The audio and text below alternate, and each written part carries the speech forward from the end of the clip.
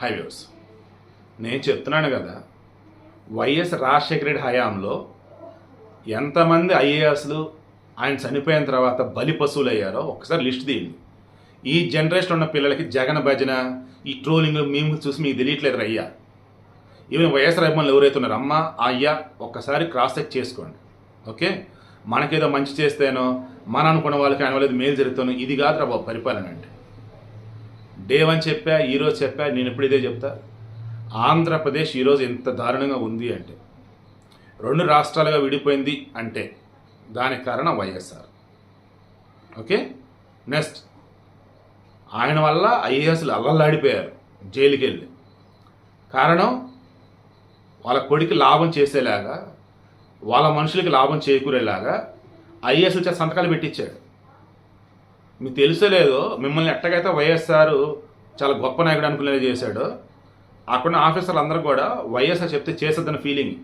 వైఎస్ఆర్ అంత చక్కగా మాట్లాడతాడు.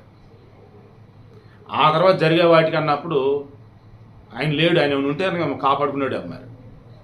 ఆయన లేకపోవడంతో జగన్ మీద కేసులు నమోదవడంతో ఆ జగనే ఏకంగా మా అయ్య వాళ్ళ అయ్యా ఈ కేసులు ఇవన్నీ కూడా నన్ను ఎంది బాబా అన్నాడు.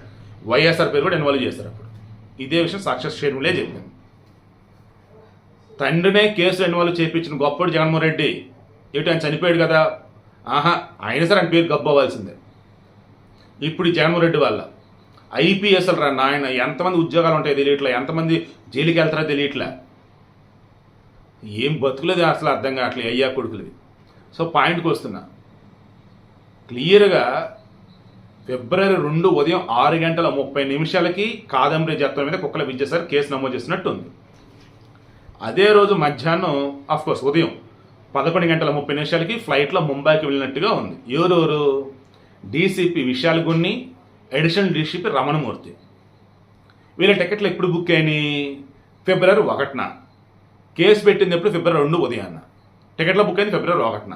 వెళ్ళి ఫిబ్రవరి 2 ఉదయం 11:30. ఎలా ఇదంతా? The great IPS officer PSR Anjaneyulu, intelligence చీఫ్గా ఉన్నటువంటి వ్యక్తి ఏం చేశాడు? ఈమె మీద కేసు ఎలా పెట్టాలి, ఎవరు ఆమె కోసం ముంబై వెళ్ళాలి, ఎవరు తీసుకురావాలి, దాన్ని ఎవరు హ్యాండిల్ చేయాలి ఏంటన్నప్పుడు విజయవాడ కాంతిరాణ టాటాతో, PSR Anjaneyulu IPS, Kanthirana Tata IPS, Vishal Gunni IPS, additional DCP Ramanamurthy మరి ఐపీఎస్ మరి అది గ్రూప్ 1 కేడర్ ఆఫీసర్ తెలియాల్సి ఉంది. సో ఇలా చెక్ చేసుకుంటూ పోతా ఉంటే బాబా బుద్ధి బుర్ర జ్ఞానం ఉన్న ఏ పోలీస్ ఆఫీసర్ అంటే బేసిక్ ఆలోచిస్తాడు. ఎందుకు ఆ కుక్కల విద్యాసాగర్ పెట్టినటువంటి కేసులో డాక్యుమెంట్లు కూడా సబ్మిట్ చేశాడు. ఆ డాక్యుమెంట్లు ఏంట్రా బాబు అంటే 2018లో తయారు చేసినటువంటి దొంగ డాక్యుమెంట్లు జత్వని తయారు చేసిందని చెప్పేసి అన్నాడు. ఆ స్టాంప్ పేపర్ కొనింది 2023లో. అందులో జత్వాని అడ్రస్ అని పెట్టారే, ఆ అడ్రస్లో ఆమె ఇల్లు కొనింది 2020లో. మొత్తం ఫ్యాబ్రికేటెడ్. ఏవైతే సాక్ష్యం అని చెప్పేసి ఆ కుక్కల విద్యాసాగర్ పెట్టాడో ఫ్యాబ్రికేటెడ్. అండ్ ఎక్కడైతే టికెట్లు బుక్ చేసుకున్నది కేసు పెడతానికి ముందే బుక్ చేసుకున్నారు. ఇంతగా మించిన దారుణం ఇంకోటి ఉండిద్దా? జగన్మోహన్ రెడ్డి పరిపాలనలో కొంతమంది ఐపీఎస్లు కానీ కొంతమంది పోలీసులు కానీ బానిసల కన్నా దారుణంగా పనిచేస్తారంటే ఇంతకు మించి సాక్ష్యం ఇంకోటి ఉండిద్దా? ఇప్పుడు చెప్పండి.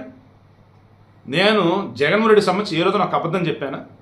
నేను 2020 ఆగస్టు 2020 అక్టోబర్ 2 గాంధీ జయంతి రోజు పెట్టాను ఛానల్ని, క్యాట్లిస్ట్ ఎస్పీ. ఇంకా తర్వాత స్ట్రైక్లు పడతాం కావచ్చు, యూట్యూబ్ టెక్నికల్ ఇష్యూస్ వల్ల 1, 2, 3 అలా 4 ఛానల్స్ పెట్టుకున్నాను. ఓకే, ఏ వీడియో ఆ వీడియోలో ఏ ఛానల్ ఇస్తూ ఉంటాను.